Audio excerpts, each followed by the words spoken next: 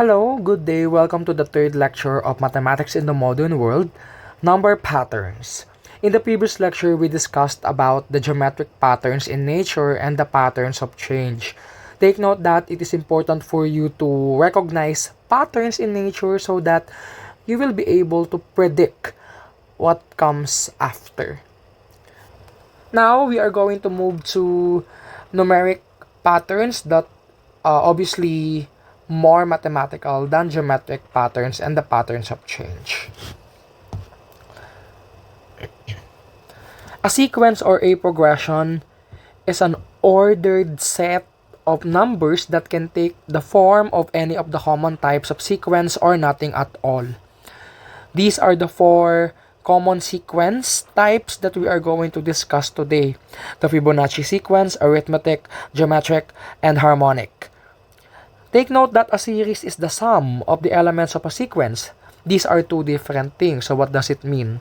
So if I write here 1, 3, 5, and so on, this one is a sequence. However, if I wrote here 1 plus 3 plus 5, and so on, this one is a series. Okay?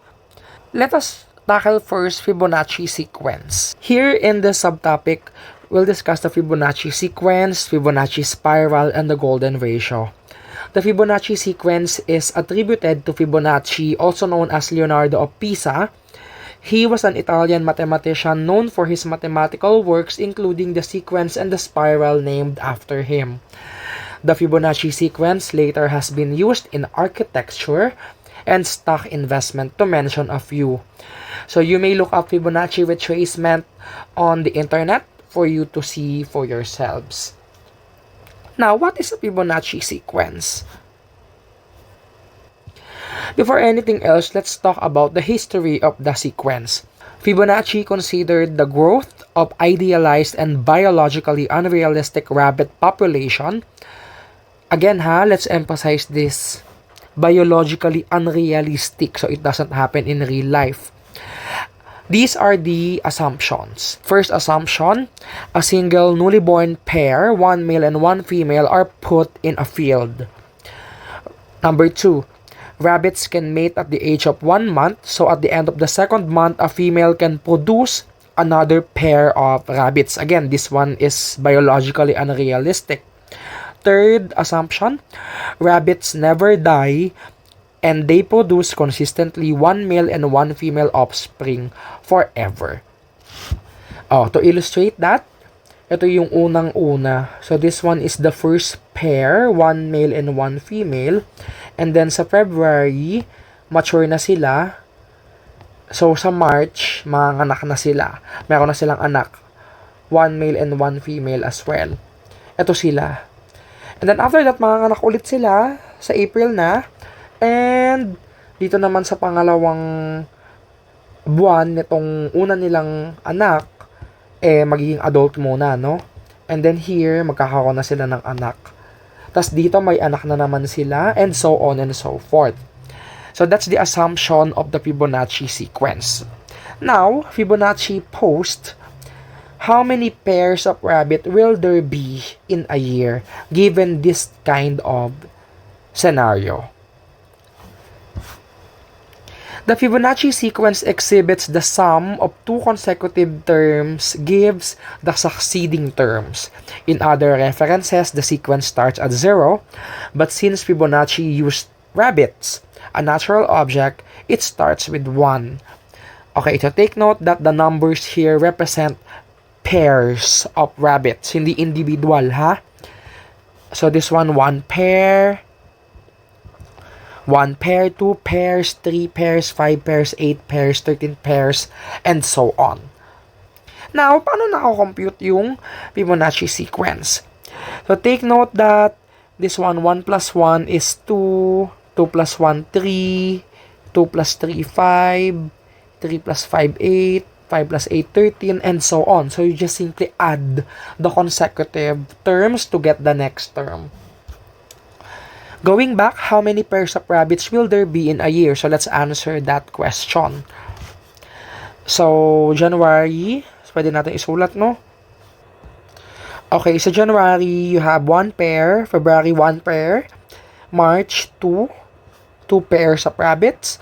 April, 3 pairs of rabbits. 5, and then 8. You have 13, you have 21, 34, 55, 89, 144, and 233.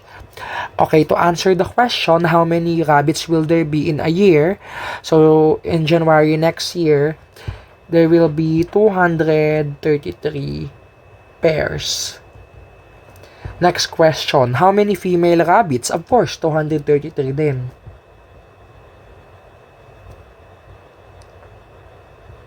Take note ha, hindi sila mamamatay. So, that's why fixed pa din yung number, especially yung pinaka-ancestor. Buhay pa rin sila. That's the assumption of this. Letter C, how many individual rabbits? So, these numbers represent a pair. So, i-multiply lang natin by 2, male and female. So, 233 times 2, we have 466 individual rabbits. Okay?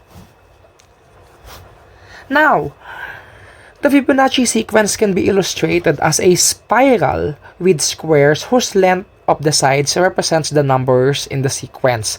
Such spiral is called the Fibonacci spiral. So take note that these are the Fibonacci numbers, no? So you start from here and then replicate it, and then you draw another square here, and then another square here, 3. And then here we have 5, and then here we have 8. So you can see that you can actually draw a spiral. So how do you draw the spiral? So suppose that this is the square, so just simply draw a quarter of a circle. Tama, no? 1/4 ng bilog yan eh, oh. Kung bubuin mo, ganyan yung itsura niyan. Okay, however, hindi mo naman bubuin yung bilog na yan. Many natural objects in the planet Earth exhibit the Fibonacci spiral.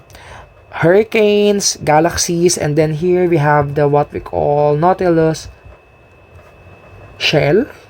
Okay, this one is the most famous, one of the most famous seashells that exhibit the Fibonacci spiral. And then you can also see the Fibonacci spiral in other living organisms. Now, let's talk about the most important property of Fibonacci numbers.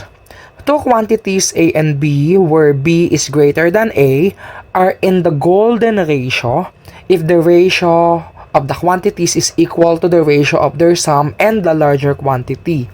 So take note that when you say ratio, so this one is equivalent, no, in saying a quotient or a fraction, okay? A fraction involving blank and blank. Okay, so two quantities A and B where B is larger than A are in the golden ratio if this one is true. B over A is equal to A plus B all over B. These ratios approach the golden ratio phi, where phi is approximately equal to 1.618. Okay, here you will see that 8 over 5. Okay, suppose that this is your B and then this is your A. Take note that these are Fibonacci numbers, right? So 8 over 5, is this equal to 5 plus 8 all over 8? So let's see, 8 divided by 5 is 1.6, and then 13 divided by 8, 1.625. Take note that they are not equal, however, they are approximately equal to each other.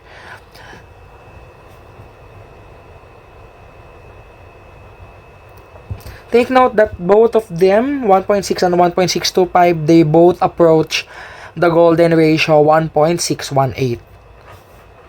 The ratio of the consecutive Fibonacci numbers approaches the golden ratio 1.618. From calculus, ano ba ibig sabihin ng approach? it means the quantity can either be equal or just close to the another quantity it approaches.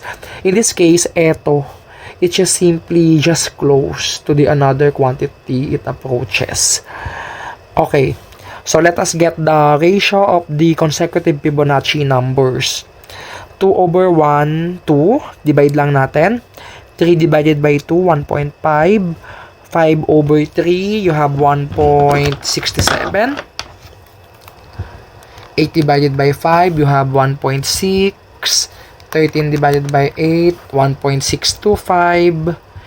Okay, you will see that habang palaki ng palaki yung mga Fibonacci numbers, yung ratio nila or yung quotient nila nag-a-approach sa 1.618. So, if we finish this,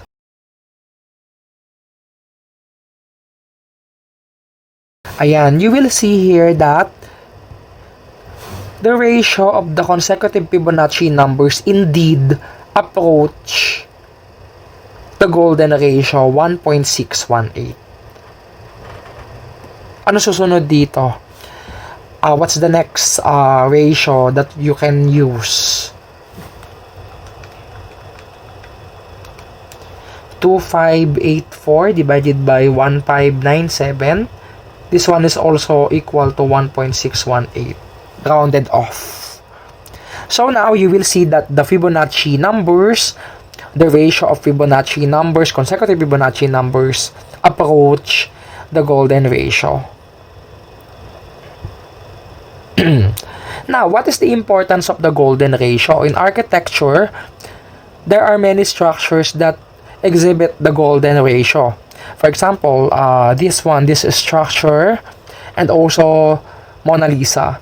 The golden ratio can be seen in many architectural buildings and paintings. A rectangle that shows the golden ratio is called the golden rectangle. So, what's the beauty of it?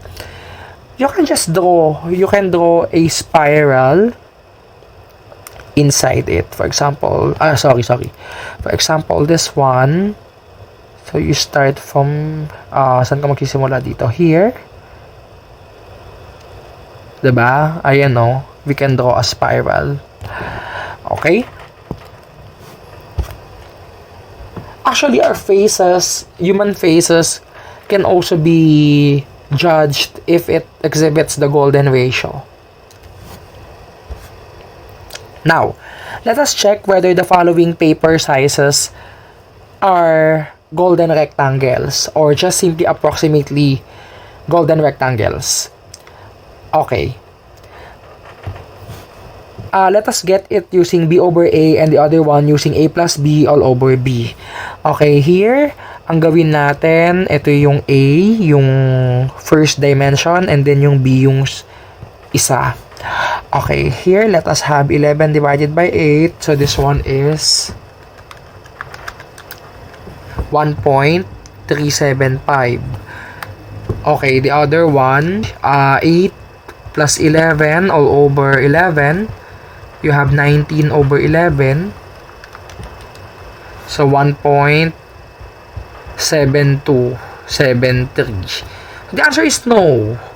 And you will see that itong dalawa, dapat magkalapit sila ng value and dapat malapit sila dito pareho. However, you will see that they are both far from 1.618 and far from each other as well.